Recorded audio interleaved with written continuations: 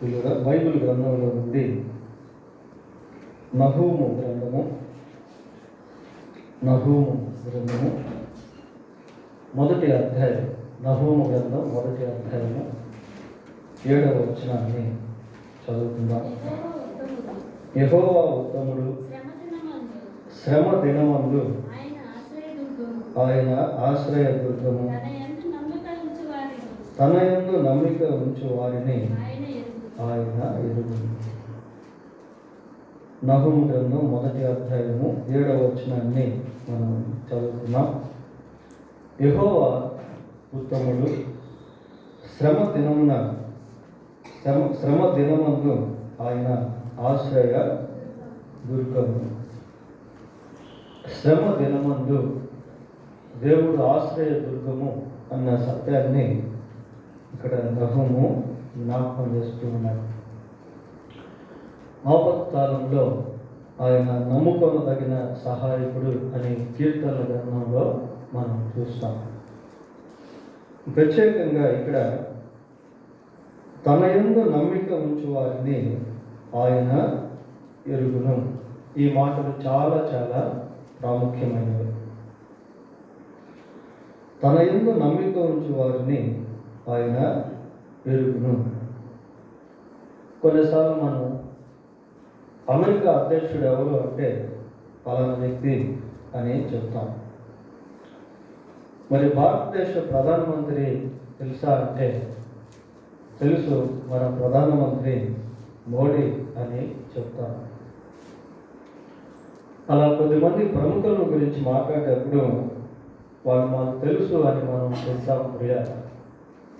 మంచిదే, ప్రధానమంత్రి ఎవరో మనకు తెలుసు, కానీ మనం ఎవరో అనేది ప్రధానమంత్రికి తెలియదు. అదేవిధంగా యేసుక్రీస్తు దేవుడు అని చాలామంది ఒప్పుకుంటారు, కానీ యేసుక్రీస్తు అందరినీ ఒప్పుకోలేడు. యేసుక్రీస్తు మాకు తెలుసు అని చెప్పే వాళ్ళందరినీ కూడా యేసుక్రీస్తు నాకు తెలుసు అని చెప్పలేడు.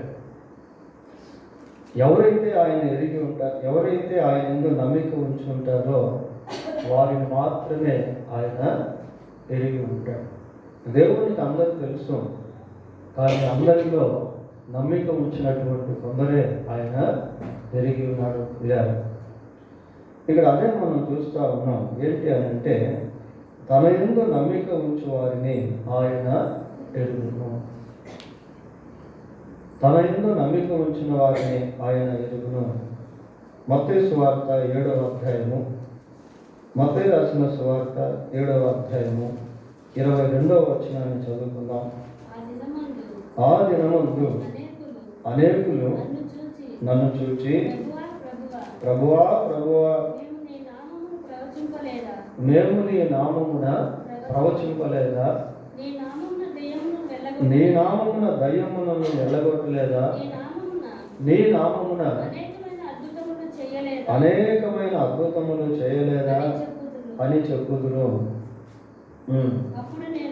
అప్పుడు నేను మిమ్మును ఎన్నడూను ఎరగను, అక్రమము చేయవారులారా, నా యుద్ధ నుండి కొండని వారితో చెప్పును. చూడండి, ఇలా వీరు ప్రభువును ఎరిగినటువంటి వారిగా కనిపించినప్పటికీ ప్రభువు వారిని గురించి ఏమంటున్నాడు? ఎన్నడూను ఎరగను అంటున్నాడు. కానీ వీళ్ళ స్టాండర్డ్స్ ఎలాగున్నాయి చూస్తూ ఉంటే, వీళ్ళ స్టాండర్డ్స్ ఎలాగున్నాయి అంటే ఏమంటున్నారు? నీ నామమున ప్రవచింపలేదా? అది యేసుక్రీస్తు నామంలో వీరు ప్రవచనాలు చెప్పినటువంటి వారు పిల్లలు. నీ నామమున దయ్యములను వెళ్ళగొట్టలేదా? ప్రభువుతోనే మాట్లాడుతున్నారు. నీ నామమున దయ్యాలను మేము వెళ్ళగొట్టాం కదా, నీ నామంలో మేము ప్రవచనాలను ప్రవచించాము కదా, నీ నామమున అనేకమైనటువంటి అద్భుతాలు చేశాము కదా. అంటే వీరు దేవుణ్ణి ఎరిగినటువంటి వారుగా కనిపిస్తున్నారు, కానీ ప్రభువు మాత్రం వారిని చూసి ఏమంటున్నాడు అంటే, నేను మిమ్మల్ని ఎన్నడూను ఎరగను. వీళ్ళగా దేవుడు మనకు తెలుసు అనేదానికంటే దేవునికి మనం తెలుసా అనేది చాలా ఇంపార్టెంట్. పిల్లలు ఇక్కడ వీళ్ళంతా ఏమంటున్నారంటే, నీ నామంలోనే మేము దయ్యాలను వెళ్ళగొట్టాం కదా, నీ నామంలోనే అద్భుతాలు చేశాం కదా, నీ నామంలోనే ప్రవచనాలు పలికాం కదా అంటే ఆయన అంటున్నాడు, మేము ఎన్నడూను ఎరగను.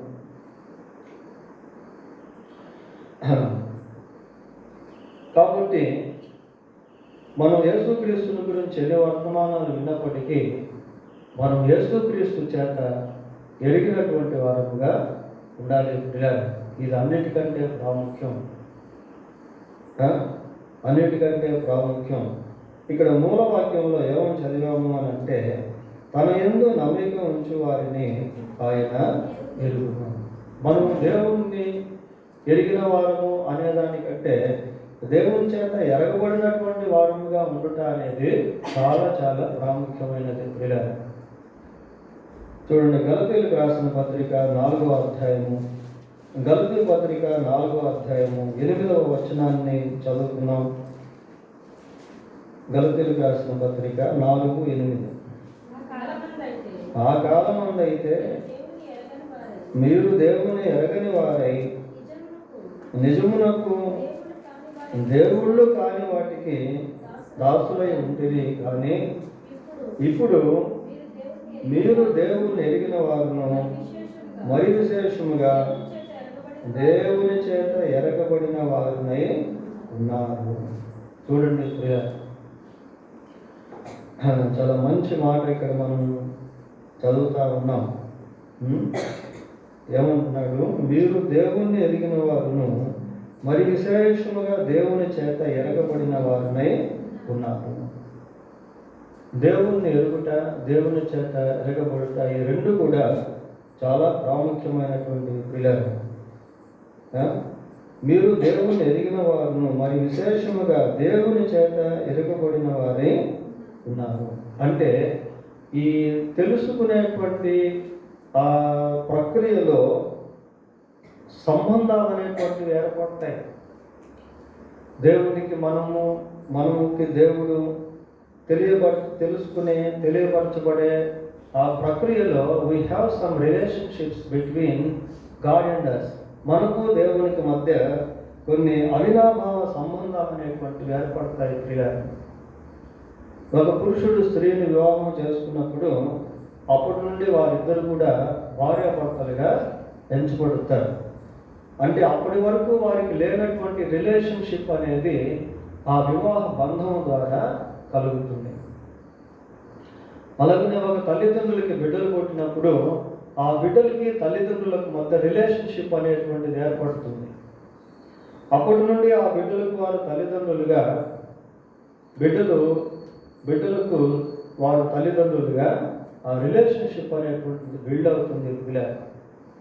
ఒక అన్నా చెల్లెలు ఉన్నారనుకోండి, వారి మధ్య రక్త సంబంధం అనేటువంటి రిలేషన్షిప్ అనేది ఏర్పడుతుంది.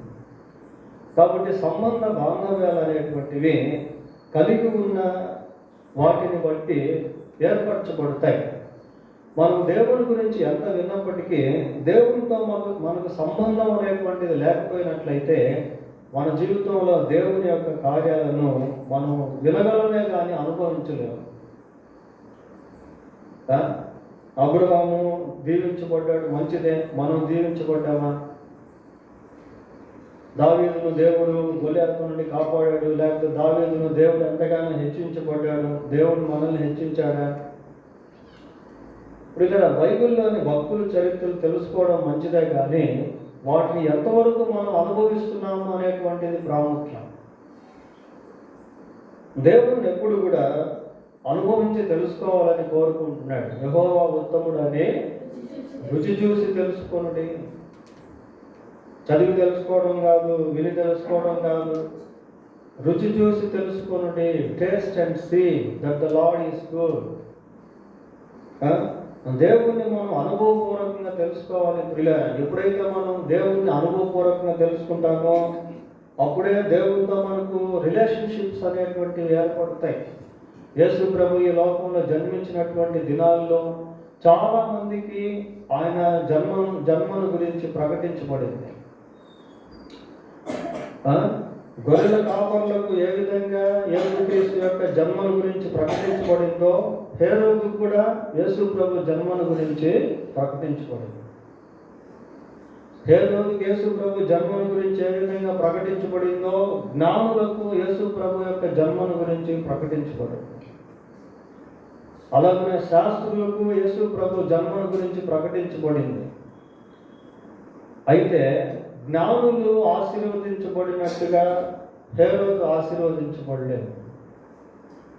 గొల్లలు ఆశీర్వదించబడినట్లుగా శాస్త్రులు ఆశీర్వదించబడలేదు.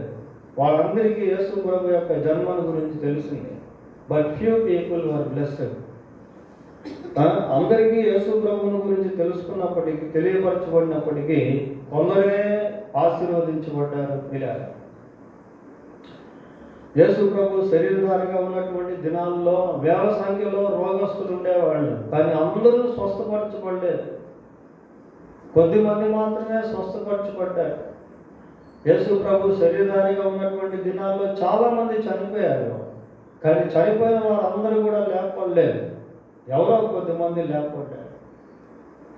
కాబట్టి ఈ లోకంలో యేసుక్రీస్తు తెలుసు అన్నటువంటి వాళ్ళందరూ మేలు పొందలేదు. ప్రియులారా, యేసుక్రీస్తుకు ఎవరు తెలుసో వారు మాత్రమే మేలు పొందుతారు. ఇది అన్నిటికంటే ప్రాముఖ్యమైనది. 10 మంది కన్యకులు ఉన్నారు. 10 మందికి పెళ్లి కుమారుడు తెలుసు. 10 మందికి పెళ్లి కుమారుడు వస్తున్నాడు అని తెలుసు. 10 మంది దగ్గర దివిటీలు ఉన్నాయి. 10 మంది దగ్గర ఉన్నటువంటి దివిటీలు వెలుగుతూ ఉన్నాయి. 10 మంది కూడా కన్యకలుగా పిలువబడుతున్నారు. 10 మంది యొక్క ఆ వెయిట్ అండ్ సీ, వేచి చూచుట అనేది ఒకే ఒక వ్యక్తి కోసం. ఆయన వచ్చాడు.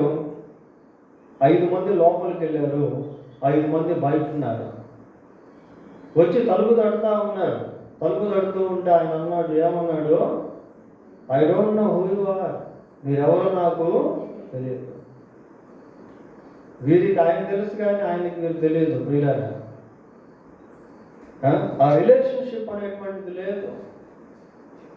ఈ రోజుల్లో కూడా మన జీవితంలో దేవుని వాక్యాన్ని ఎంతో వింటున్నాం, కానీ దేవునితో మనకు సరైన రైట్ రిలేషన్షిప్ అనేటువంటిది లేదు.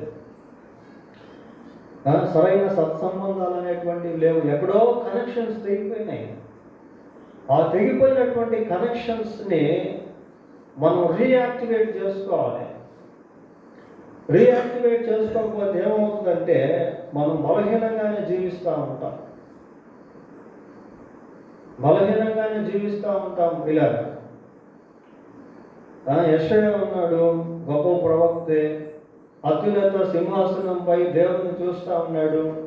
దేవుని చూస్తూ ఉన్నప్పుడు తన నిజస్థితిని గుర్తించాడు. అయ్యో, అపవిత్రమైన పెదవులు గలవాడును అని వాపోయాడు. దేవుని సన్నిధిలో తన నిజస్థితిని గుర్తించి గ్రహించి దేవుని దగ్గర ఒప్పుకున్నప్పుడు ప్రభువు ఏం చేశాడు? శరాపుల్లో ఒకరు ఆ నిప్పును తీసుకొచ్చి పెదవులు తగిలించి అన్నారు, నీవు ఏమన్నా చదవండి ఒకసారి. యెషయా గ్రంథం 6వ అధ్యాయం. అప్పుడు ఆ శరాపుల్లో ఒకడు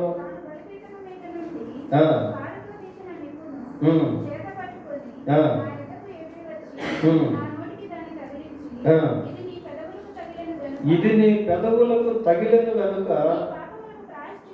నీ పాపమునకు ప్రాయశ్చిత్తమాయను, నీ దోషము తొలగిపోయింది. అంటే అర్థం ఏంటంటే అప్పుడు దాకా దోషం అక్కడ ఉంది అని అర్థం. అప్పుడు దాకా పాపానికి ప్రాయశ్చిత్తం కాలేదు అని అర్థం. ప్రియులారా, మరి ప్రవక్తే కదా, దేవుడిని చూస్తున్నాడు కదా, దేవుడి గురించి రాస్తున్నాడు కదా. ఎప్పుడైతే పాపమునకు ప్రాయశ్చిత్తం అయిందో, ఎప్పుడైతే అపవిత్రత తొలగిపోయిందో, then God began to speak to him. దేవుడు మాట్లాడడం ప్రారంభించాడు. ఏమన్నాడు దేవుడు? చెప్పిన తర్వాత మా నిమిత్తము మేము ఎవరిని పంపేదము, మా నిమిత్తం ఎవడు. సిలువ మీద ఇద్దరు దొంగలు, బందిపోటు దొంగలు వేలాడుతా ఉన్నారు ప్రియులారా. వారి మధ్యలోనే యేసుక్రీస్తు ప్రభు కూడా సిలువ వేయబడి ఉన్నాడు. ఆ కుడి వైపున ఉన్న బందిపోటు దొంగకి, ఈ ఎడమ వైపున ఉన్న బందిపోటు దొంగకి ఒకే ఆల్మోస్ట్ డిస్టెన్స్, ఒకే దూరం, సమాంతర దూరంలో ఉన్నారు. అయితే యేసుక్రీస్తు ప్రభు ఆ కుడి వైపు ఉన్నటువంటి దొంగకి అంటున్నాడు, నేడు నీవు నాతో కూడా పరదేశంలో. ఎందుకన్నాడు తెలుసా? యేసు నీవు నీ రాజ్యంతో వచ్చినప్పుడు నన్ను, ఆ మాట చెప్పినప్పుడు రిలేషన్షిప్ ఏర్పడింది. పక్కనే ఎడమవైపు ఇంకో దొంగనాడు, అతనికి ఆ రిలేషన్షిప్ లేదు, అతనికి ఆ వాగ్దానం లేదు, అతనితో ప్రభు మాట్లాడటం లేదు, నువ్వు కూడా అనటం లేదు. ఎందుకు అంటే రిలేషన్షిప్స్ అనేటువంటివి చాలా ప్రాముఖ్యం ప్రియులారా. దేవుని దగ్గరగానే చూస్తూ ఉన్నాడు. మనకంటే బాగా యేసు ప్రభు ఎంత చిత్రవదకు గురైపోయాడు. ఆయన ముళ్ళ కిరీటం తలకి పెట్టి ఆ రక్తం అంతా తలలోంచి కారడం, కాళ్ళు చేతులకి స్త్రీలు కొడితే కాళ్ళు చేతుల్లో రక్తం కార్చడం, ఇవన్నీ ప్రత్యక్షంగా చూస్తున్నటువంటి ప్రత్యక్ష సాక్షే. ప్రత్యక్షంగా చూస్తూ ఉన్నాడు కానీ but he has no any relationship with Christ even though he saw his crucifixion. సిలువ వేయబడినటువంటి యేసు ప్రభువుని చూసినప్పటికీ ఆ సిలువ వేయబడినటువంటి యేసు ప్రభువుతో సత్సంబంధం అనేటువంటిది ఆ ఎడం వైపు ఉన్న దొంగకి లేనే లేదు ప్రియాలి. కాబట్టి ఈ రోజుల్లో మనం ఎన్ని వర్తమానాలు వింటున్నప్పటికీ దేవునితో మన రిలేషన్షిప్స్ ఎలాగున్నాయి అనేది చాలా ప్రాముఖ్యం. ఎక్కడైనా తెగిపోయి ఉన్నాయా? తెగిపోయి ఉంటే వాటిని మళ్ళీ రీబిల్డ్ చేసుకోవాలి, రీకనెక్ట్ చేసుకోవాలి ప్రియులారా. యెహోషువ కాలంలో ఇశ్రాయేలు ప్రజలు చాలా సాఫీగా ప్రయాణం అవుతూ ఉన్నారు. ప్రయాణం అవుతూ ఎక్కడికి వెళ్ళినా శత్రువులు ఓడిపోతున్నారు, ఎక్కడికి వెళ్ళినా దేవుడి కార్యాలు అనుభవిస్తూ ఉన్నారు. సడన్గా ఒక దగ్గర వాళ్ళ ప్రయాణం ఆగిపోయింది. సడన్గా ఒక దగ్గర వాళ్ళకి ఓటమి ఎదురైంది. కారణం ఏంటంటే ఆ గుంపులో ఆకాన్ అనేటువంటి వ్యక్తి దేవునికి విరోధంగా జీవించాడు. So they were defeated by enemies because of a single person who committed against God mistake. దేవునికి విరోధంగా జీవించిన ఒకే ఒక వ్యక్తిని బట్టి ఇశ్రాయేలు ప్రజలందరికీ కూడా ఓటమి కలిగింది ప్రియులారా. వాళ్ళు మళ్ళీ ఎప్పుడైతే దాన్ని సరి చేసుకున్నారో అక్కడి నుంచి మళ్ళీ వాళ్ళ ప్రయాణం కొనసాగించబడింది. మోషే మీద మిరియాము తిరుగుబడి, మోషే మీద అహరోను మిరియాము వ్యతిరేకంగా మాట్లాడేసరికి ఏమైపోయిందంటే వాళ్ళ జర్నీ అక్కడికి ఆ కటాఫ్ అయిపోయింది, ఆగిపోయింది. మిరియాముకి ఏమైపోయింది? ఒక రకమైన కుష్ఠవ్యాధిలాగా వచ్చేస్తే మళ్ళీ మోషే వేడుకున్నాడు, అయ్యా అదిగో ఈ పరిస్థితి ఇలాగుంది, బాగు చేయి ప్రభువా అని దేవుడిని వేడుకుంటే దేవుడు బాగు చేసేంత వరకు, ఆ కుష్టు వ్యాధి తగ్గేంత వరకు వాళ్ళు ప్రయాణం చేయలేదు. బైబిల్లో రాస్తున్నారు ఆ మాట. వాళ్ళ ప్రయాణం అక్కడికి ఆగిపోయింది. ప్రియులారా, మన జీవితంలో ఎక్కడైతే దేవునితో సంబంధాలను కోల్పోయామో వాటిని దేవుడు బయలుపరుస్తున్నప్పుడు తిరిగి వాటిని మనం కట్టుకోవాలి. అలా కట్టుకున్నప్పుడు ఆయన మనం ఎరిగినటువంటి వారుగా, మనల్ని ఆయన ఎరిగినటువంటి వాడుగా ఉంటాడు. ప్రియులారా, దేవుని ఎరుగుట అనేది చాలా ప్రాముఖ్యమైన అనుభవము. యోహాను సువార్త 1వ అధ్యాయము 12వ వచనం చూడండి. తను ఎందరు అంగీకరించుడో అనగా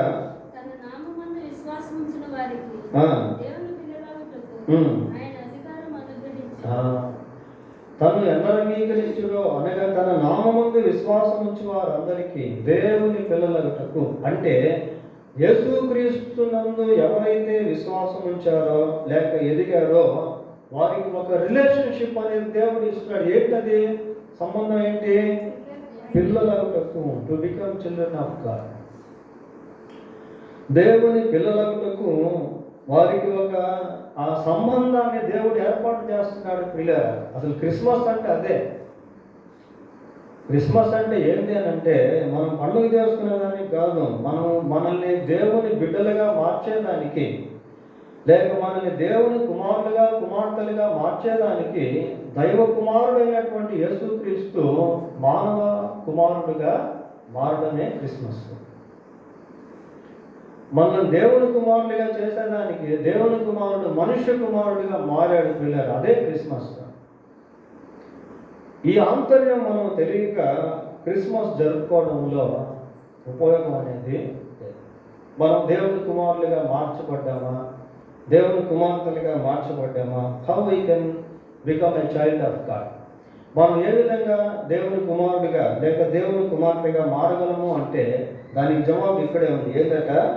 తన్ను అంగీకరించడం, యాక్సెప్టింగ్ జీసస్, బిలీవింగ్ జీసస్. పిల్లల యేసుక్రీస్తును అంగీకరించడం, యేసుక్రీస్తునందు విశ్వాసం ఉంచడం. యేసుక్రీస్తునందు ఎప్పుడైతే మనం విశ్వాసం ఉంచుతామో మనం దేవుని పిల్లలుగా మారుతాం. అది దేవునికి సంతోషకరమైనటువంటి కార్యం. ఇలా క్రిస్మస్ అంటే మనం సంతోషించడం కాదు, దేవుడు సంతోషించాలి. దేవుడు ఎప్పుడు సంతోషిస్తాడు అంటే మనం ఆయన బిడ్డలుగా మారిన తర్వాత సంతోషిస్తాడు. ఆయన బిడ్డలుగా మారిన తర్వాత సంతోషిస్తాడు పిల్లరా. ఆ సంతోషం ఎలాంటిది అంటే అది యుగ యుగాలు ఉండేటువంటి సంతోషం. ఇదిగో ఇతను నా యందు విశ్వాసం ఉంచాడు, ఈమె నా యందు విశ్వాసం ఉంచింది, కాబట్టి వీరు నా కుమారులుగా కుమార్తెలుగా మారారు. ఈ కుమారులుగా కుమార్తెలుగా మారినటువంటి ప్రక్రియ అది ఎంతవరకు అంటే అప్ టు ద ఎటర్నిటీ, నిత్యత్వం వరకు. ప్రియ ఏదో 70 సంవత్సరాలు దేవుడు మనకు తండ్రి అని కాదు, 60 సంవత్సరాలు లేక మనం బ్రతుకున్నంత కాలం దేవుడు మనకు తండ్రి అని కాదు, కానీ అప్ టు ద ఎటర్నిటీ, నిత్యత్వం వరకు. నిత్యత్వంలో కూడా ఆ సంబంధాలను మనం కలిగి ఉంటాం.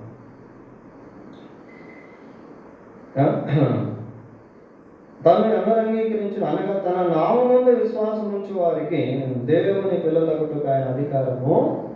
ఆయనందు విశ్వాసం ఉంచడం వలన మన జీవితంలో అనేకమైనటువంటి మేలులను పొందుకునే వారంగా ఉంటాం. అపోస్తుల కార్యములు 10వ అధ్యాయము 43వ వచనం చూడండి.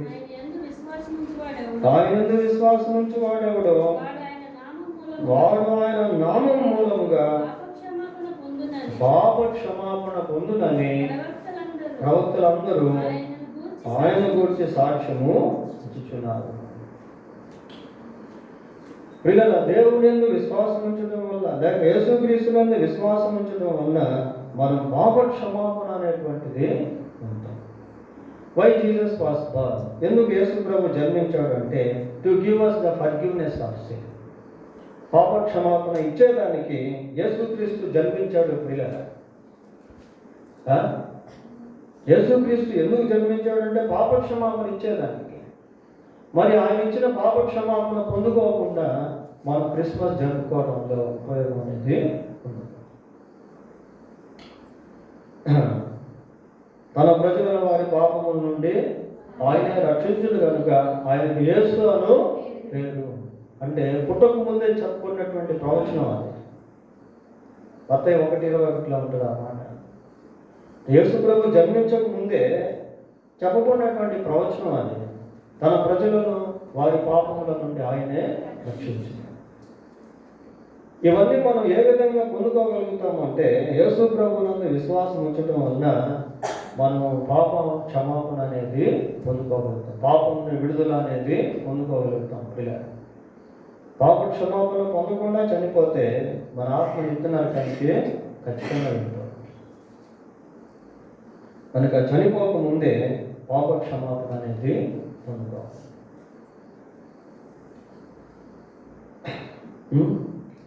ప్రభువునందు విశ్వాసం ఉంచడం వలన మన జీవితంలో దేవునితో మనకు సంబంధాలు అనేటువంటివి ఏర్పడతాయి. ఇందాక మూలవాక్యాలు మనం చదువుకున్నాం ఏంటంటే తన యందు నమ్మిక ఉంచిన వారిని ఆయన ఎరుగును. కనుక ఈ బాంధవ్యాన్ని మనం కట్టుకొని దేవుణ్ణి అనుసరించేటువంటి వారంగా ఉండాలి. మనం ఎప్పుడైతే విశ్వాసంగా మారుతామో అప్పటి నుండి దేవునికి మన పట్ల ఒక ప్రత్యేకమైనటువంటి దృష్టి కేంద్రీకరించబడుతుంది పిల్లల. ఇందాక నేను కొన్ని సంబంధాల గురించి చెప్పాను. ఒక స్త్రీ పురుషుడు వివాహం చేసుకుంటే వారిద్దరు భార్యాభర్తలుగా ఎంచబడతారు. అప్పటి నుండి వారి మధ్య ఒకరి పట్ల ఒకరికి ప్రత్యేకమైనటువంటి దృష్టి అనేటువంటిది ఏర్పడుతుంది. అలాగే మనం దేవుని యొక్క విశ్వాసం ఉంచిన పిమ్మట God will have a special focus on us. దేవుడు మన పట్ల ఒక ప్రత్యేకమైనటువంటి దృష్టిని నిలుపుతాడు పిల్లలు. ఒక ప్రత్యేకమైనటువంటి శ్రద్ధను కలిగి ఉంటాడు. బైబిల్లో చాలా మంచి మాట ఉంటుంది విశ్వాసం గురించి. చూడండి ఒకసారి 31వ కీర్తన 23వ వచనం. 31వ కీర్తన 23వ వచనం.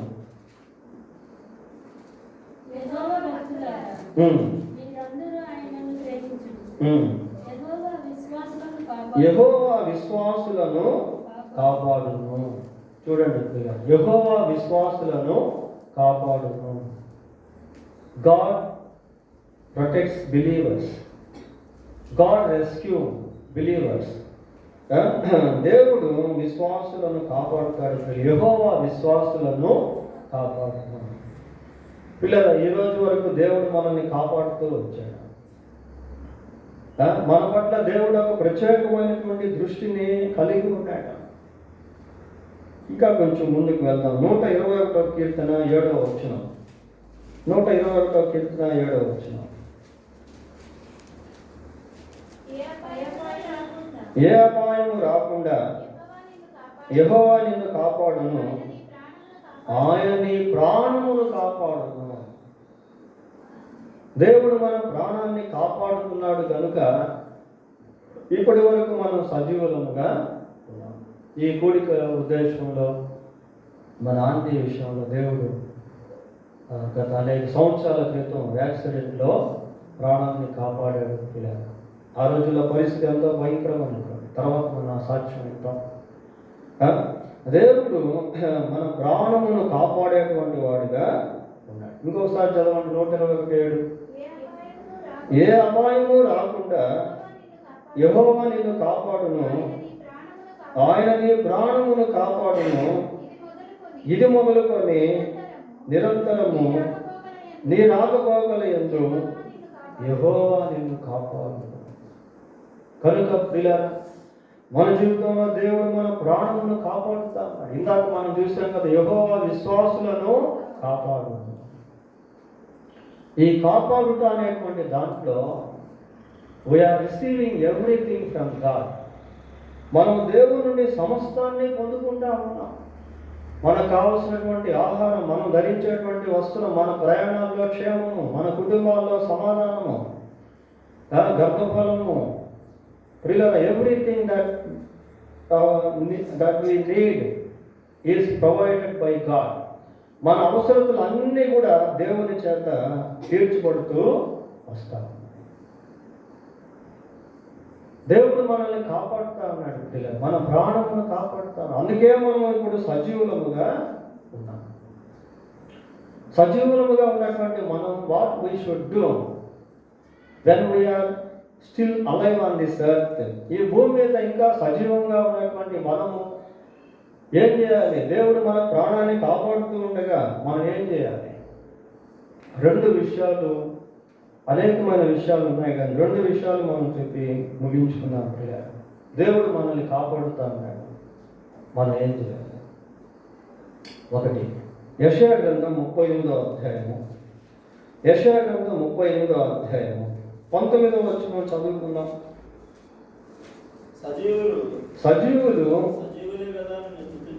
సజీవులే కదా నిన్ను స్తుతింతురు. ఈ దినమున నేను సజీవుడనై నిన్ను స్తుతించుచున్నాను. ఎవరు చెప్తున్నాడు ఈ మాటలు? రాజు అయినటువంటి హిజ్కియా చెప్తా ఉన్నాడు. హిజ్కియాకి మరణకరమైన రోగం వచ్చి ఇక చనిపోతూ ఉన్నాడు. ప్రియులారా, చనిపోయేటువంటి సమయంలో దేవుడు హిజ్కియాను ప్రేమించి 15 సంవత్సరాల ఆయుష్ను పొడిగించాడు, మరణం నుండి తప్పించాడు. ఆయుష్ను దేవుడు పొడిగించాడు కనుక ఈ దినమున నేను సజీవుడనై నిన్ను స్తుతించుచున్నాను. కాబట్టి దేవుడిచ్చిన ఆయుష్ను బట్టి, దేవుడిచ్చిన కాపుదలను బట్టి, దేవుడిచ్చిన ఆరోగ్యాన్ని బట్టి, దేవుడిచ్చిన సౌకర్యాలను బట్టి మనం దేవుడిని స్తుతించేటువంటి వారంగా ఉండాలి. తర్వాత లూకా సువార్త 2వ అధ్యాయము 28వ వచనం చూడండి.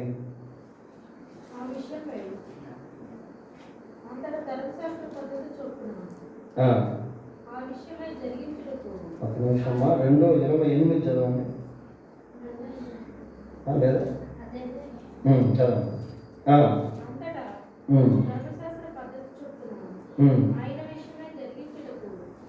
ఒక్క నిమిషం అండి.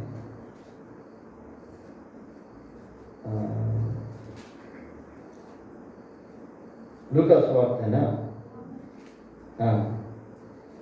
చదవండి. 27, 28 చదవండి.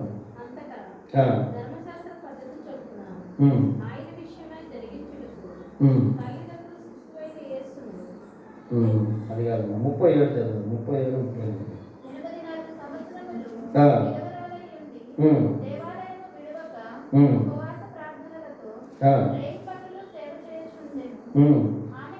ఆమె కూడా ఆ గడియలోనే లోపలికి వచ్చి దేవుని కొనియాడి. ప్రియులారా, ఇక్కడ అన్న అనేటువంటి స్త్రీని గురించి చదువుతాం.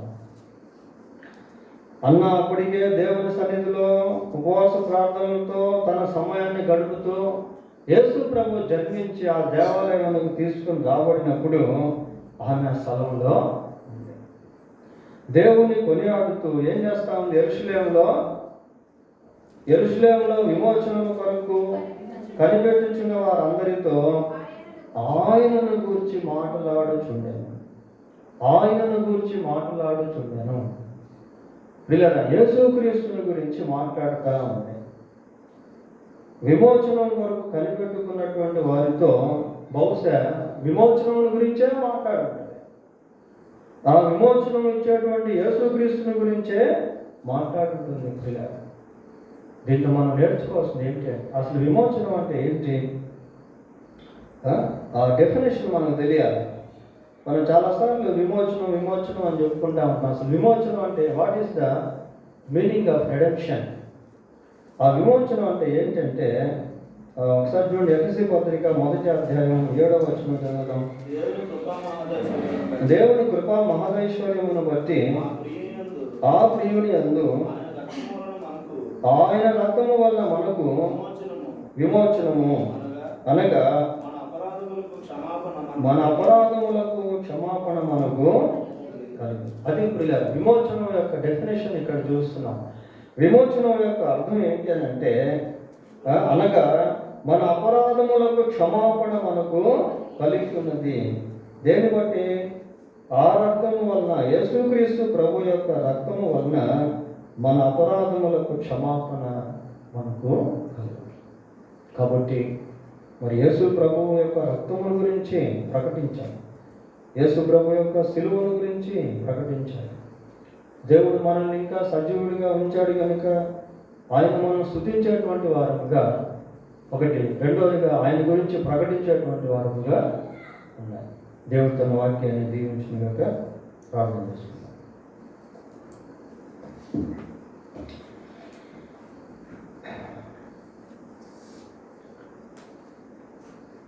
ప్రేమలి మా తండ్రి, పరిశుద్ధుడైన మా దేవా, మీకు వందనాలు, స్తోత్రాలు చెల్లిస్తూ ఉన్నాం. మీ యందు నమ్మిక ఉంచిన వారిని మీరు ఎరిగిన దేవుడవు, అందుని బట్టి మీకు స్తోత్రాలు.